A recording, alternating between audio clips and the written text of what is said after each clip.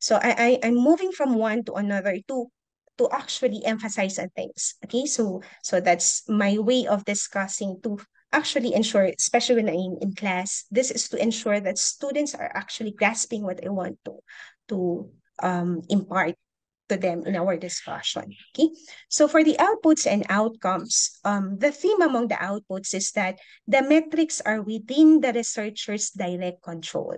I've been emphasizing on this one since a while ago. This means you can always empower yourself to measure your outputs, or you have every possible means to strategize as early as now, because you can always determine your output from your input. Okay, so as your research objective evolves in scope, or you look to measure the longer term, the broader impact, which is now your outcomes, the metrics to consider become more and more complex. Okay, so this is partly due to the fact that, again, outcomes are the result of of your efforts from extending beyond your outputs. Okay? And since it extends beyond your output, the thing that you can control, then most likely to be able to measure your contribution, you have to borrow data from external sources. For example, the government data or external agency that will allow now or will allow you to have or to measure your performance. Definitely cannot measure something which is broad in scope, not a product of your project or your proposed solution, but you can borrow data. You can look at the activities of external organization or government agencies that will allow you to have a basis on how you're going to measure your performance. Okay. So again, let's look at the example provided a while ago. So we have the inputs and outcomes from the first causal chain presented. Now we include the impact. Okay. So impact would now be of broader goal compared to your outcomes. So this will include improved quality of life for members, improved health for members of the indigenous group, and the sustained reduction of poverty in the community. So look at the desired impact as this now shows positive change, significant changes that the project would now give to the society. So here, again, we want to emphasize on it being measurable. So how would you know that these impacts that I have would now be measurable? So for example, if you want improve quality of life for members or improve health for members of the indigenous group, we could look at the median household income. We could look at disease and undernourishment rates. So this alone, as you can see, based on how it was defined in this model, you cannot get this data. You cannot have you cannot make your own efforts to measure this data, but you need this data coming from the government to ensure that what you have as an impact is measurable. Okay, there. So to be able to measure the social impact of your project or activity, identifying metrics would be very important. Note that the more focused your program, the easier to measure the impact. So the more specific your goals, the easier to measure your impact. The broader your goals, the harder to measure your impact. Okay, so as goals grow in scope, judging your performance become a piece of a larger puzzle. Okay? So next, understand your attribution. This is very important as you are preparing your proposed solution. Okay, you have to consider the degree to which your specific actions have brought about the result. So as early as now, you need to know how much of your contribution have led to the outcome, not to the output. Definitely the output would be reliable to your inputs, okay? But you look at how your action could actually generate the broader goals, which include now the outcomes and the impact. So this now include honestly measuring the impact of your program. So judging your performance against your target outcomes, you should consider to what extent your own activities influence the larger outcomes. I know you would be writing your paper, but don't be ambitious to be writing something which cannot be attributed to your program. Only consider those to which you have contributed, not to those that you have just partially contributed. Okay, so claiming too much credit for outcomes would be a false indicator of the effectiveness of your program. Okay. So to understand your attribution, to understand further how much have you have contributed to the program, so you might look into this one.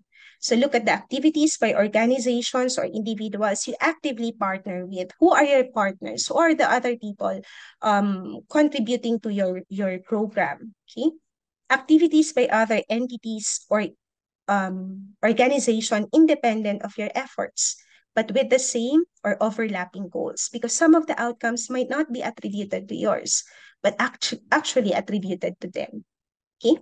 So macroeconomic, political, public health are forces of nature which may influence the outcomes. Remember, for the outcomes, it's a broader goal. So there could be a lot of external forces contributing to the attainment of that goal. And it's not dependent only on your project or your solution.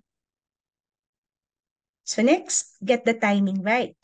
The right time to measure your impact will depend on whether you're measuring your immediate outputs or your ultimate outcomes. Okay? The long-term the goal, which is definitely your outcomes and impact, the more time should be allowed for its measurement. So you cannot say, you cannot measure right away that I'll have this social impact. You cannot claim that I will definitely have this social impact. It will be processed. Okay, you let it stay for a longer period of time to make sure that your proposed project would be of corresponding impact. Okay, so your output metrics, the one that you can measure, should be measured on a predetermined schedule. You can always schedule this one because, as I've said, this is within your control as the proponent of the project. Okay, so you can do it monthly, quarterly, or even annually. Okay, so next one, value qualitative data. Okay, we know I've been emphasizing on data being measurable in quantities or in numbers. But we do not undermine the fact that it's also vital to include qualitative data as well. Okay, note that when it comes to measuring social impact, the ultimate beneficiaries of any effort that you do towards social change are people. And we know that people are more dynamic than numbers. Okay? So getting qualitative data will allow you or will allow us to include stories. Okay? So stories would actually clarify the sometimes messy relationship from the logic model, because all you can see is just an arrow consisting of the outputs, the outcomes, the attribution, and the societal change. And as you have seen the examples, just by looking at it, you won't be able to grasp right away the exact relationship among those steps. But having qualitative data, stories from people that are directly affected by your program, it will bridge the gap, strengthening the relationship of those particular steps in the process.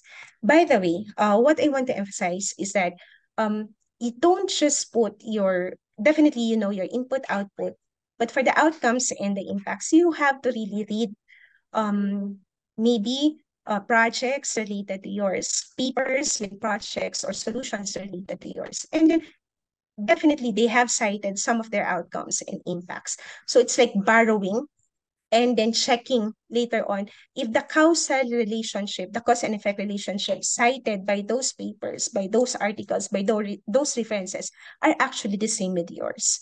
So it's a way to prove or to check in practice those theories that are already established between the relationship of those elements of your logic model.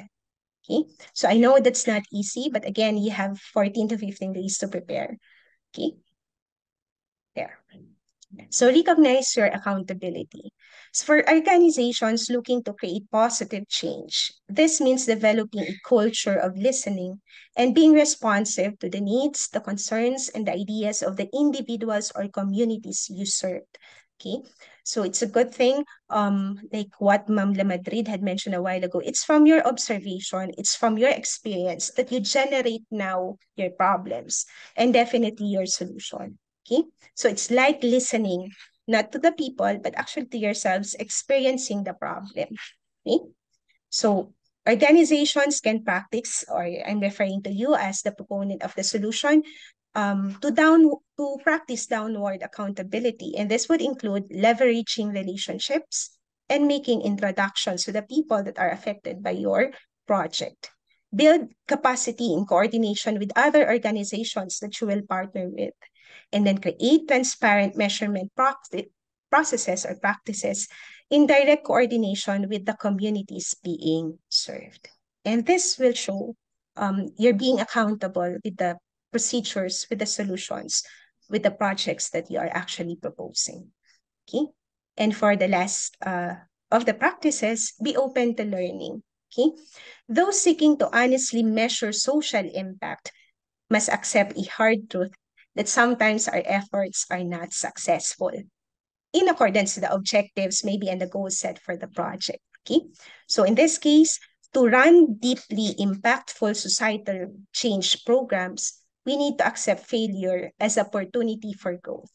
Like what I've said a while ago, if your initiatives are not if your initiatives are not effective, you could actually take it as an opportunity to change and improve. Okay. So here, make sure that you would be open for, not open for, you are open to failure for the positivity, for the possibility of not attaining your objective or your goals. Okay. Note that none or few of society's primary social evils are particularly new. Okay, that's why you have to be creative. And although you are open for the possibility of failing, but definitely as early as now, you should be positive into attaining the goals of your project. And lastly, I want to end my presentation on this one. Creative endeavors for social impact give us space to explore new ways to create positive change. Thank you for joining me in this discussion. Thank you, Dr. Gwendolyn, for your insightful presentation.